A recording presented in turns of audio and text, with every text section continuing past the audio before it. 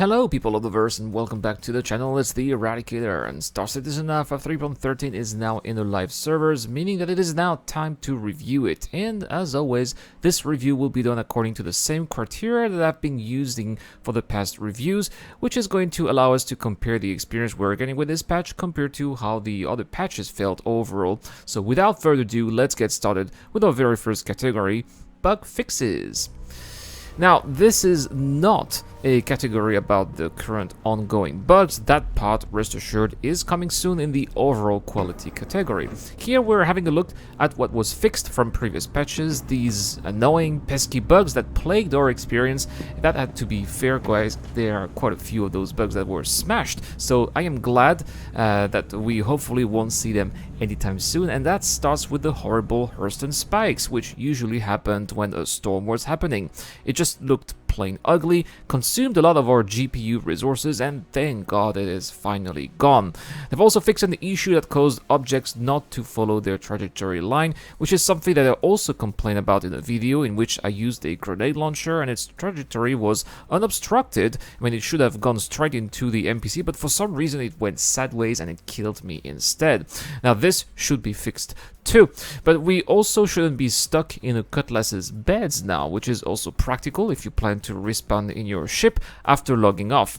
I'm also wondering I'm really wondering how removing a replace me ball or placing the correct chairs and tables is called a major bug fix. That is, I suppose that this is CIG's questionable communication skills here speaking again.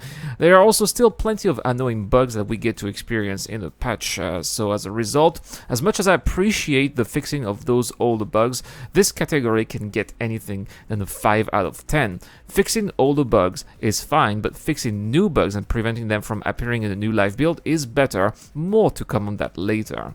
Quality of life.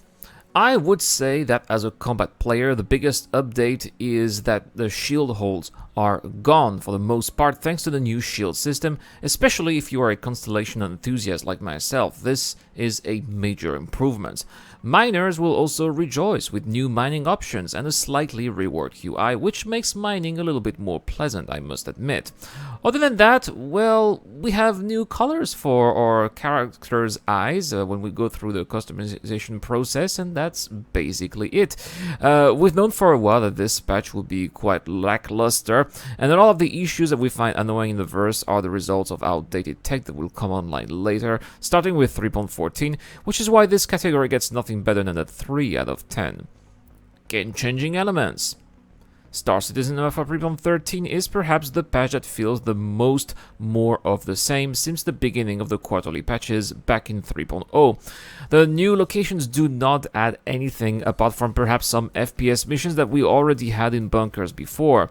The reputation system is just a UI, but overall it's the same as the one that we had in previous patches with the same limitations. The trolleys are useless unless you want to troll ship owners, and ship-to-ship docking is limited to the Merlin and the Connie, which is the only point here I'm giving in this category, which is why it gets a 1 out of 10. Overall category.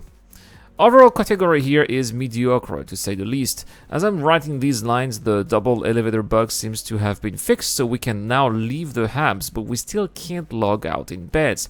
We still can't do bunker missions without them withdrawing for no reasons, and miners lose their expensive, supposedly permanent components if they claim their ship, and that includes 30Ks or bugs that make the ship unflyable. Oh, and should I mention the quantum travel bug, which prevents you from jumping anywhere and basically leaves you stranded? There are, of course, a large amount of bugs that are being fixed for 3.13.1 patch, but the sheer amount of issues that were left with the release of 3.13 left a bad taste in the player's mouth, and this gets a 2 out of 10. 3.13 is not entirely unplayable, but it's a very close call nevertheless. Punctuality.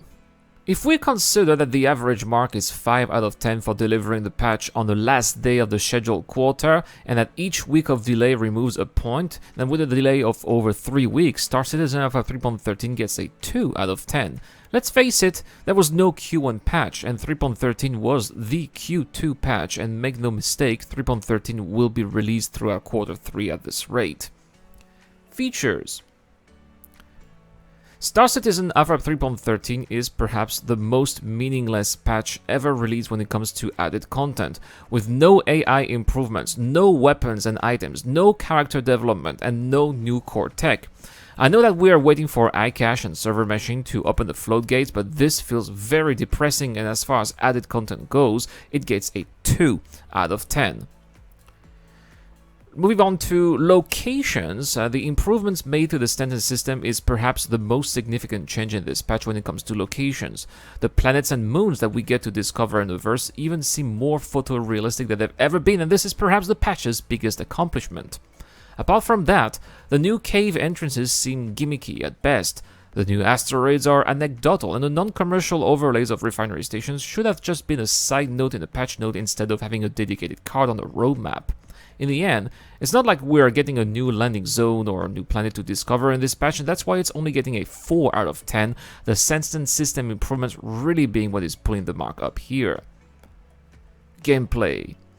The gameplay additions of Star Citizen Alpha 3.13 once again feel like roadmap padding and actual meaningful additions.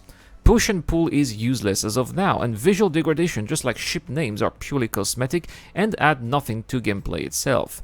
The extra force reactions are good, though, and add momentum to your attacks when you are on the offensive. The shield effects also prevent shield holes and make ships like the Constellation more relevant in the game. However, the quantum-sensitive deliveries and the time multi-drop deliveries are still lackluster and overall not interesting. The mining subcomponents disappear once you claim your ship, which makes them an unviable choice given how expensive they are.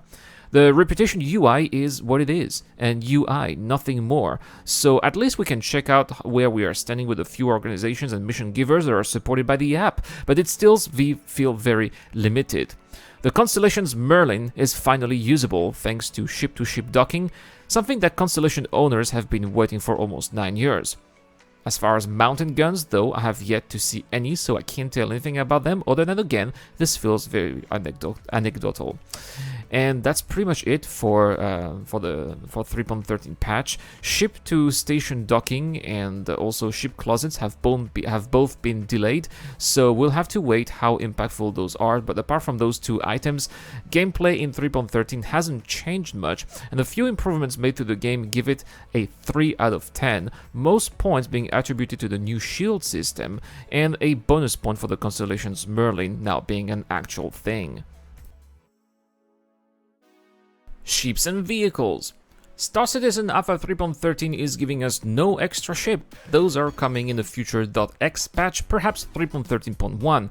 However, the base patch gave us 2 vehicles that no one asked for. The Greycat DS, which is this terrible, unpractical ground mining vehicle that is so bad, I actually refused to give it away this month on the channel. Instead of giving away RSI gift cards for you guys to prepare for the upcoming sale. We also had a Tumber Cyclone MT for missile turrets, which I also don't think we needed since we already had an anti-air variant, so this category doesn't get a 0 because the devs broke something, but these vehicles just feel weird and seem like a waste of time, and this category gets a 1 out of 10. Add it all up, and the features of Star Citizen Alpha 3.13 get a 2 out of 10. The patch feels extremely lackluster and quite unworthy of even being called a quarterly patch. Let's hope that this is just an accident, a single occurrence, as we are waiting for more important tech that will allow for more content to be released. And so the final score of Star Citizen Alpha 3.13 is 2.5 out of 10, which is the worst mark I have ever given to a Star Citizen patch. These are depressing times that we are into. Morale is on an all-time low, channel views are low, and not just for me, for many other content creators too, and people demand more from CIG. Let's hope that the upcoming Fleet Launch Week and Ninetales event will boost morale.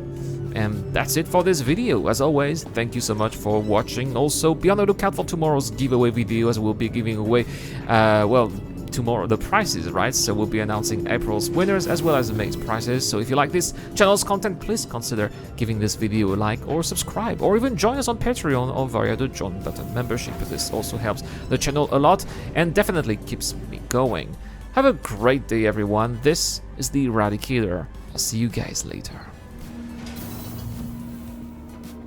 This video is brought to you by the people who support this channel on Patreon and via the join button as well. Supporters of the channel get access to lots of cool perks such as access to my private Discord, your question answered in the show, you get to know when I'm going to play, and also you get to have a chance to influence the editorial line of the channel. Any help is appreciated, starts at just $1 a month. Thank you very much for watching. This is The Eradicator, and I'll see you guys later.